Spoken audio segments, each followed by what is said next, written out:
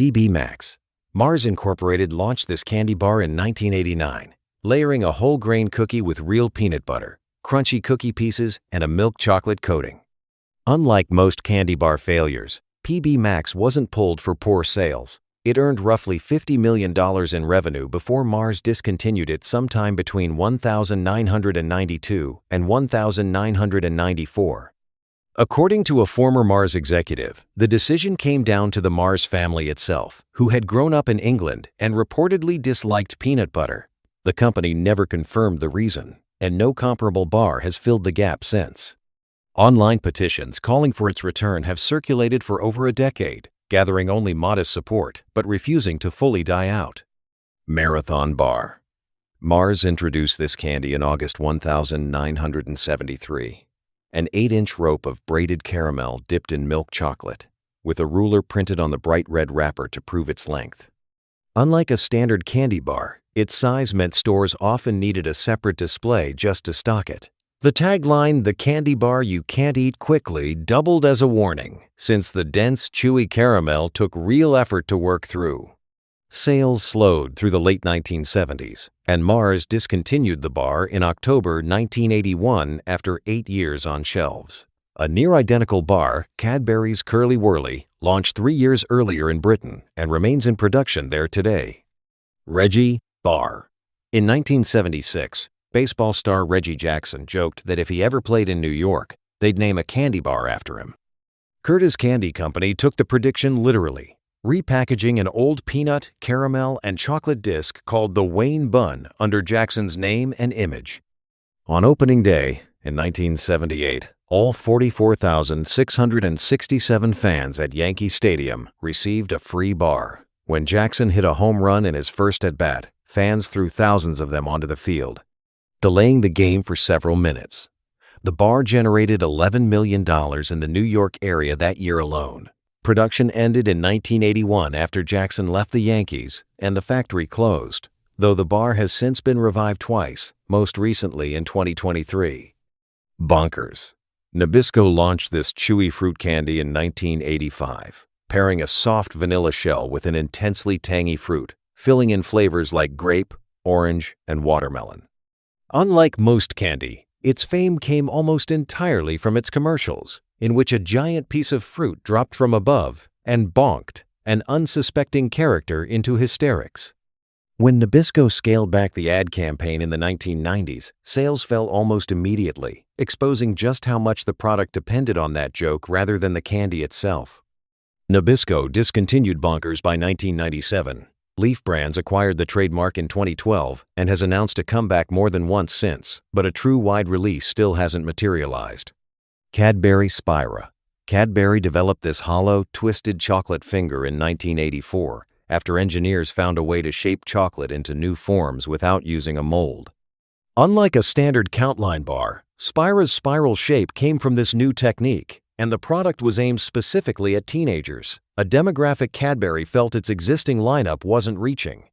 It was tested regionally in England for years, before a nationwide launch in 1989, building a loyal following through the 1990s. In 2005, Cadbury discontinued Spira and replaced it with a very similar bar, Twirl, effectively retiring the product in favor of its own successor. Petitions for its return have continued for 2 decades. Cadbury Wispa. Launched in 1981, this bar used aerated chocolate, made by infusing molten chocolate with carbon dioxide, or nitrogen, under pressure so tiny bubbles form and expand as it cools. Unlike a dense bar, the trapped air gives Wispa a lighter bite and a faster initial melt, the same principle behind Roundtree's earlier Aero. Cadbury discontinued the bar in 2003 inches, favor of newer products, but fans organized an online campaign demanding its return almost immediately. The pressure worked. Wispa came back as a limited release in 2007, then permanently in 2008, after the demand proved real. It remains one of the clearest examples of a fan campaign actually reversing a discontinuation. Spangles. Mars launched these square-boiled sweets in Britain in 1950, while sugar was still rationed, and most candy required 2 tokens from a ration book. Unlike its competitors, Spangles cost only 1 token. a pricing quirk that made it an easy first choice for shoppers stretching limited allowances. The sweets came in a striped tube and a distinctive shape, a rounded square with a circular dimple on each face. Sales declined through the early 1980s, and Mars discontinued Spangles in 1984. A brief 1,995 revival sold just 4 flavors in Woolworth stores before disappearing again. And a 2008 survey named Spangles the discontinued British sweet people most wanted back. Cadbury Aztec. Cadbury introduced this nougat and caramel bar in 1967, wrapping it in milk chocolate and naming it after the ancient civilization that first cultivated cacao. Unlike Cadbury's other bars at the time, Aztec was built specifically to compete head-on with the Mars bar, copying its caramel nougat structure almost directly. The competition didn't go Cadbury's way. Despite a large marketing push, Aztec lost market share steadily through the 1970s. Cadbury discontinued the bar in 1978, conceding the format to its rival. A brief revival as Aztec 2000 arrived for the new millennium, but it failed to recapture the original's following and was pulled again shortly after. Polly Waffle. Hoadley's Chocolate Company introduced this Australian treat in 1947, a crisp wafer tube filled with marshmallow and coated in chocolate. Unlike most discontinued candy, Polly Waffle wasn't quietly forgotten. After Nestlé pulled it in 2009, citing production costs higher than its sales, a Facebook campaign demanding its return grew past 55,000 members. In 2019, an Adelaide company bought the rights, only to discover the original tube-shaping machinery had been scrapped, and the knowledge to run it had gone with the workers who once operated it. Rather than risk a lesser product, the company spent years rebuilding the process from scratch. In 2024, Polly Waffle returned, but only as bite-sized spheres. The original tube shape is gone for good.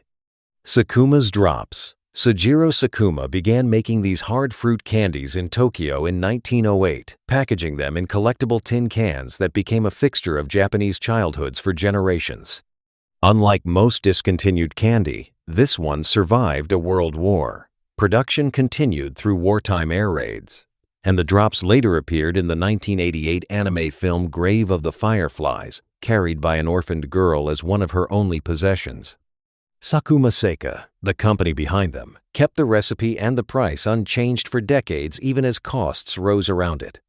Rising production costs, a shrinking workforce, and falling sales finally caught up with the company, which announced in 2022 that it would close after 114 years. The cans are still treasured by collectors who remember exactly what was inside.